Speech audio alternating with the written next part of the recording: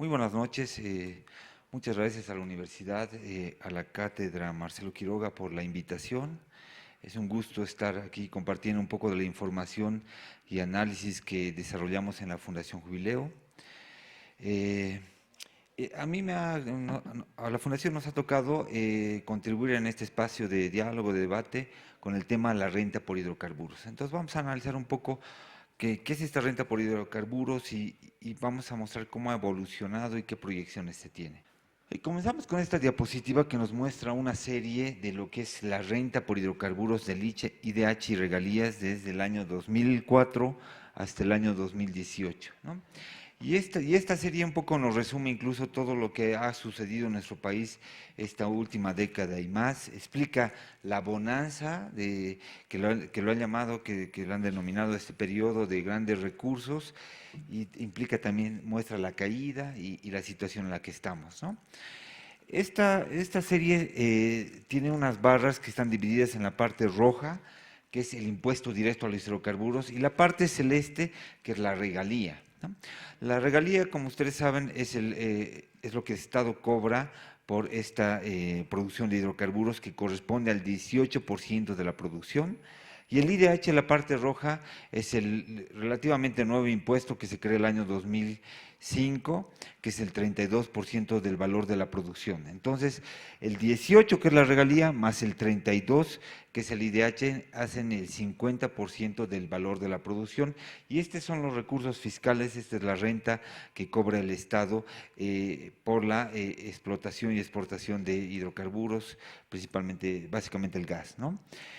Como pueden ver, esta renta se ha incrementado significativamente, en principio desde el año 2005, porque se crea el IDH, el impuesto directo a los hidrocarburos. Entonces, a lo que había las regalías se suma el IDH. Y hay un segundo motivo, que es los mejores precios internacionales. Los precios internacionales de hidrocarburos se han multiplicado varias veces en la última década, han aumentado varias veces, por lo tanto los ingresos que recibe el Estado por esta renta también. Y en los últimos años de la bonanza incluso también han habido incrementos en volúmenes de exportación. Entonces, eso es lo que ha explicado esta dinámica económica un poco más pujante que hemos sentido en nuestro país hasta el año 2014, básicamente por la creación del IDH el 2005 y por el contexto internacional, ¿no? Entonces hay más dinero que recibe todo el sector público, reciben el nivel central, gobernaciones, municipios, dinero para la renta, dignidad y demás. Esto hasta el año 2014, en que cae ya los precios internacionales, e inmediatamente en el 2015 ya vemos la caída de estos recursos. Ha caído el 2015 y el 2016, y parece que ya entre 2017 y 2018 se habrían estabilizado en un nivel que, como podemos ver, es un 60% menos que la bonanza, es decir, se recibe menos de la mitad de lo que recibíamos en la bonanza, ¿no? Entonces, ese es el contexto económico. La bonanza ha sido impulsada por este sector, principalmente de hidrocarburos, gracias a la creación del IDH y los mejores precios internacionales, y luego viene la caída, ¿no? Y estamos actualmente ya en un nivel muy por debajo a lo que habíamos recibido el 2013 y 2014. Ahora sí, la primera diapositiva, por favor, la anterior.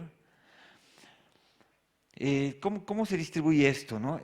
La regalía del 18% la reciben principalmente los gobiernos departamentales, el 11% se queda en el departamento productor, 1% va a Beni y Pando, y 6% va al nivel central, lo que es el Tesoro General de la Nación. Y esto ya existía antes de la Ley de Hidrocarburos del 2005.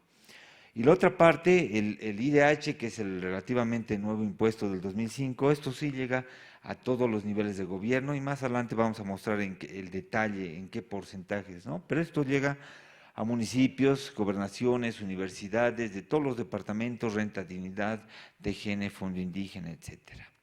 Ahora sí, más adelante, por favor. La siguiente. Ahora, para tener una idea de ¿qué significa para el sector público esta renta por hidrocarburos? Estamos mostrando la evolución de los principales ingresos fiscales, los ingresos que recibe el gobierno general, el gobierno en sus diferentes niveles, ¿no? Ha evolucionado esto de manera positiva, eso ya lo hemos visto. Aquí estamos considerando los ingresos por impuestos, el IDH, las regalías y también lo que es la regalía minera, ¿no?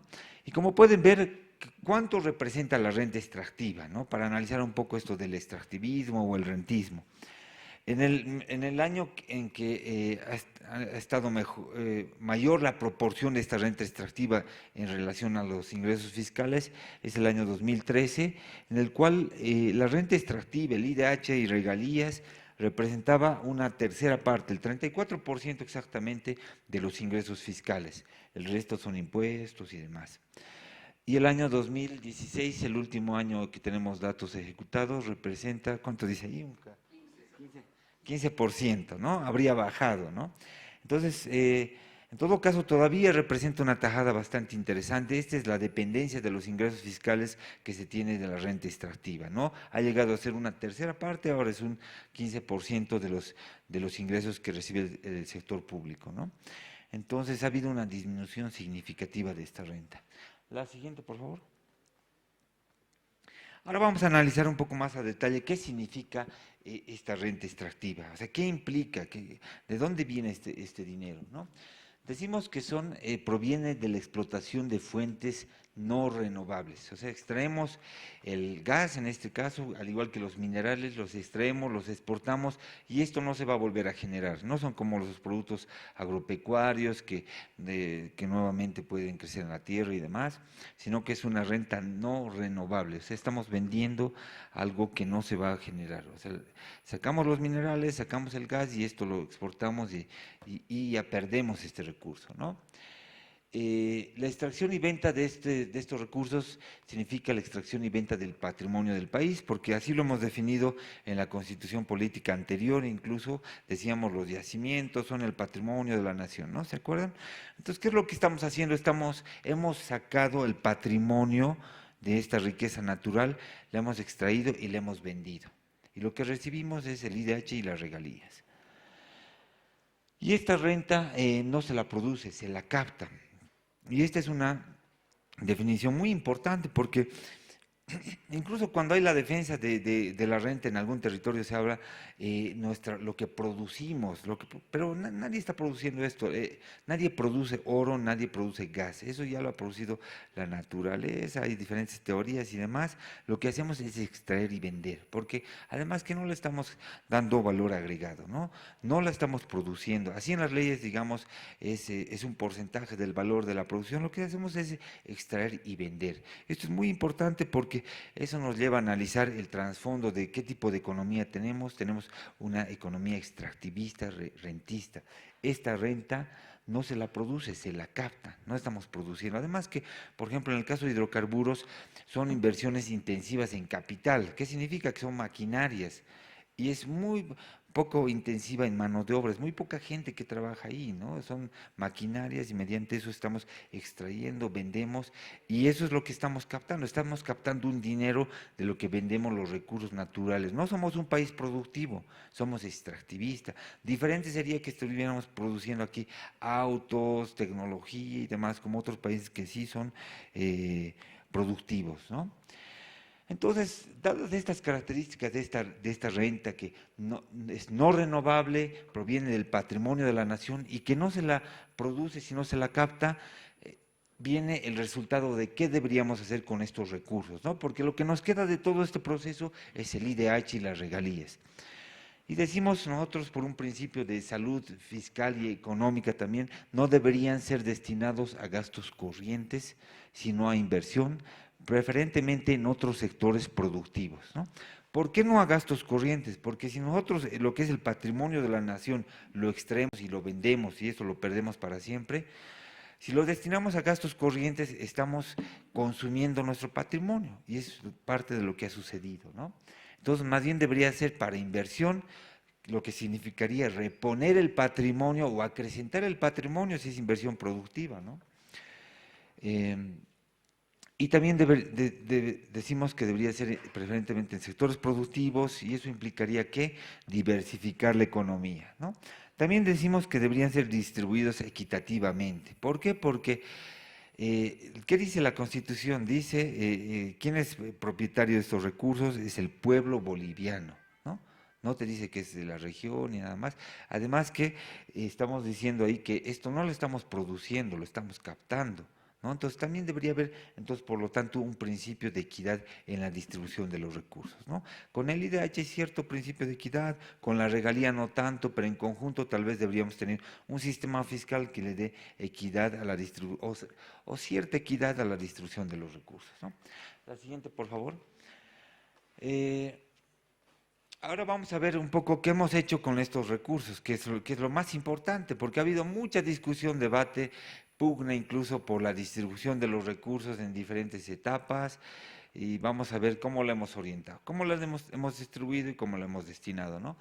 En principio hay unos antecedentes para este IDH, principalmente que nos daba el referéndum del gas, y la ley de hidrocarburos, que establecían que debían ser destinados estos recursos a educación, salud, caminos, desarrollo productivo y todo lo que contribuye a la generación de fuentes de trabajo. Eso nos decía la ley y eso nos decía el referéndum del gas. Luego también hay un antecedente que es interesante ponerlo en el debate porque hay el Plan Nacional de Desarrollo del 2006 que presenta el gobierno del MAS, planteaba el cambio de matriz productiva. ¿Qué era ese cambio de matriz productiva? Implicaba orientar los recursos de los sectores estratégicos, como hidrocarburos, a los sectores que generan valor agregado, ingresos y empleo, que es industria, manufactura, agropecuario y turismo. Eso planteaba el plan de desarrollo del 2006. Estaba interesante. Estaba interesante lo que decían, sembrar el gas, ¿no? Lamentablemente esto nosotros en datos hemos visto no se lo ha implementado, no se ha implementado el tal cambio de matriz productiva y eso no es necesario mostrarlo, lo podemos mostrar en datos en otra oportunidad, pero claramente ustedes pueden ver, no somos una economía más productiva, industrializada, diversificada, ¿no?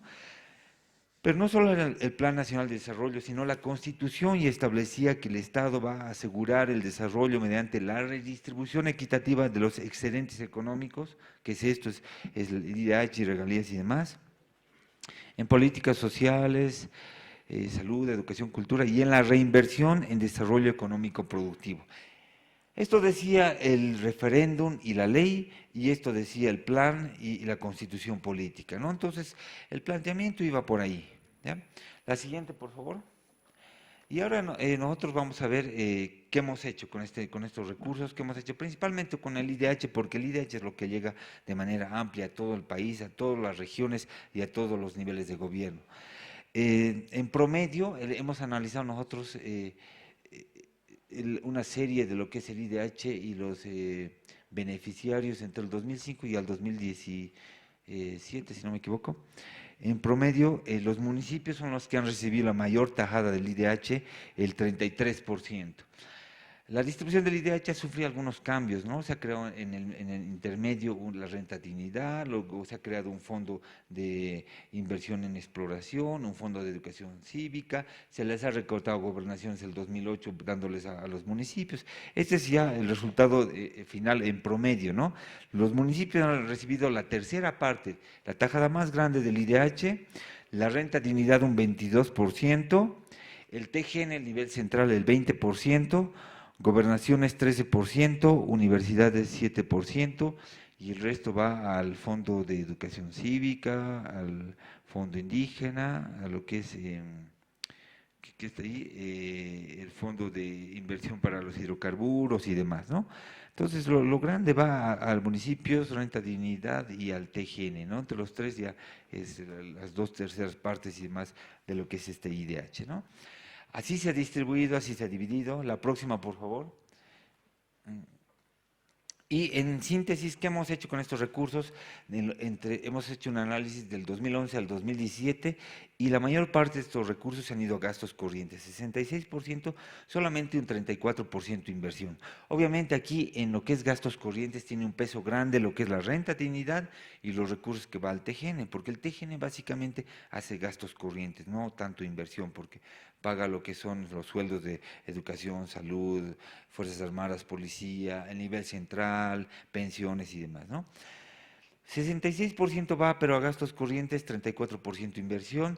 ¿Y eso qué significa? Lo que habíamos dicho, ¿no? Sacamos el patrimonio de la nación, lo extraemos, lo vendemos, nunca más lo vamos a tener y la mayor parte se va a gastos corrientes, que es consumo del Estado, del gobierno en sus diferentes niveles, ¿no? Entonces lo hemos gastado el IDH, o la mayor parte lo hemos gastado y una tercera parte, 34% sí lo hemos invertido, principalmente es inversión de gobernaciones y municipios, ¿no? La siguiente, por favor. Si lo vemos ya a mayor detalle, ya no por gasto corriente inversión, sino por sectores, ahí tenemos en qué se ha dispersado el IDH, ¿no? Número uno está lo que es la renta dignidad, ¿no? La renta dignidad es, por sectores ya sería el gasto más grande. Una cuarta parte del IDH va a la renta dignidad. Gastos corrientes y otros de nivel central, sería el segundo destino del IDH con 18.5. Luego, recién en tercer lugar estaría educación. Si ven la ley de hidrocarburos y el referéndum del gas, en realidad decíamos educación, salud, caminos y desarrollo productivo, ¿no? Entonces hemos hecho otra cosa de lo que hemos planteado o de lo que hemos votado en el referéndum del gas, porque a la educación solo va el 11%, casi, ¿no? Caminos está recién en 8%, universidades 7.6%, salud, que era uno de los principales destinos, solo recibe el 7.6%, y luego está infraestructura urbana y rural 5%, lo demás ya está por debajo. ¿Y dónde queda esa parte que decía el desarrollo productivo? Decía la ley de hidrocarburos, decía el referéndum y decía el planteamiento del cambio de matriz productiva y la constitución, la reinversión en sectores productivos. Está bueno ahí en agropecuario solamente el 2.7%, como pueden ver, está creo que el número 7 en el ranking o el 8. 2.7 en agropecuario, y lo que es desarrollo económico y turismo está en el 11º lugar, está aquí con 0.6%, ¿no? Entonces, eso sería lo productivo. Si sumamos lo que es agropecuario, que es 2.7 más el 0.6, estamos en el 3 punto algo, ¿no ven? Entonces, eso es lo que hemos destinado a lo productivo. El planteamiento nos hablaba de desarrollo productivo, esa era la diversificación de la economía, se hablaba de industrialización, vamos a industrializar, pero no, estamos viendo que un poco más del 3% nada más estamos destinando a lo productivo. Eso hemos hecho con el IDH. Por un lado, gastos corrientes, por otro lado, se ha dispersado un montón de gastos, ha habido sí infraestructura urbana o rural, algo de caminos, pero a lo productivo nada. Entonces seguimos con una economía extractivista, rentista, dependiente, como pueden ver, si nosotros vemos lo que era el discurso antes de que vamos a estar industrializados a estas alturas, no tenemos industrias y eso es lo que hemos hecho, ¿no? Tengo poco tiempo, la siguiente, por favor. Entonces ahí están un poco las conclusiones, los sectores productivos que generan empleo no han sido priorizados, ¿no? Solo aproximadamente el 3%. El país no ha aprovechado el momento de gran oportunidad que significa contar con estos abundantes ingresos y que podrían permitir trascender a un desarrollo más diversificado y sostenible. La idea era cambiar la estructura productiva, ya decíamos hace muchos años, somos un país rentista, primario exportador y demás, ¿no? Y frente a este contexto, nosotros lo que decíamos, se necesitan espacios de diálogo, de concertación para ver qué hacemos con los recursos, cómo podemos planificar. La solución aquí era el pacto fiscal. En el pacto fiscal podíamos ponernos de acuerdo qué hacemos con el IDH, cómo lo invertimos mejor. ¿Por qué? Porque estamos en un estado con autonomías en el que cada uno decide el destino de sus recursos. ¿Ya? Entonces, cada uno decide si gasta o no en lo productivo, o si gasta en caminos o en gastos corrientes y demás, y es lo que ha sucedido. Solo un espacio de diálogo y de concertación podía darnos la solución, ¿no? Finalmente quiero mostrarles una última diapositiva porque ya estoy en el tiempo. La siguiente, por favor. Lo que hemos visto es esa parte, el 50%.